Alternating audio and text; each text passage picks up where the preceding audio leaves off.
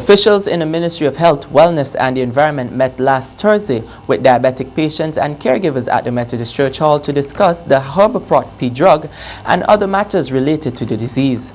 St. Vincent and Grenadines signed an agreement with the government of Cuba in mid-2015 to start purchasing the Cuban-produced Herboprot P drug to use to treat diabetic foot ulcers. Sister Ariana Taylor, a Cuban nurse who works with the diabetic patients, in her remarks on behalf of her government said the Cuban government was grateful to this country for the opportunity to make the drug available to patients here. Meanwhile, Permanent Secretary in the Ministry of Health, Louis Deschong, said that while it has a very successful rate, he is very cautious not to refer to it as a miracle drug. Mr. Deschong said data shows that there is a diabetes problem, and it is exacerbated by the fact that a number of people are having amputations.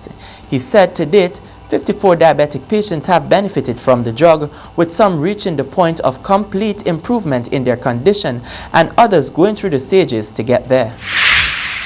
Effective Monday, June 6, classes of the Canon 1 Government School will be relocated to 2 churches on that island. Grades K to 1 will be housed at the SDA Church and grades 2 to 6 at the Anglican Church.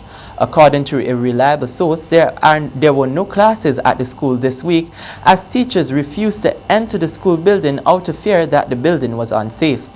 Parents also kept their children away. Large cracks have appeared in the walls and floor of certain areas of the school building. Government engineers had said that most of the school building was safe enough to be used until the end of the term, but an engineer consulted by the St. Vincent and Grenadines Teachers Union had advised teachers to stay clear of the structure.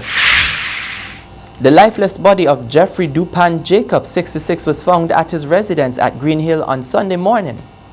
Officers attached to the Criminal Investigations Department of the Royal St. Vincent and Grenadines Police Force were called to the home of Mr. Jacobs yesterday after a family member reported not seeing him for a couple of days. The police are reporting that at the moment the death is not being treated as suspicious. An autopsy will be carried out tomorrow to determine how Mr. Jacobs died. 39 local entrepreneurs have registered to participate in the Small Business Management Workshop being hosted by the Eastern Caribbean Central Bank ECCB in collaboration with the University of the West Indies and the Center for Enterprise and Development Inc. CED. This workshop, which is being held on every Friday during the month of June, forms part of a regional public education program coordinated by the Eastern Caribbean Central Bank. Speaking on Friday evening at the opening of the workshop, ECCB resident representative Mrs. Alita Miguel said the workshop will be delivered in 4 modules, each of a 2.5-hour duration from 5 to 7:30 p.m. Module 1 covers how to run an unsuccessful business planning. Module 2 focus on using creative thinking to solve your business problems and identifying business opportunities. Module 3 will look at enhancing your sales and negotiation skills, while the final module will be on managing the finances of your business. She said the sessions will aim to provide participants with practical skills and a greater understanding of how to merge the daily operations of a small business.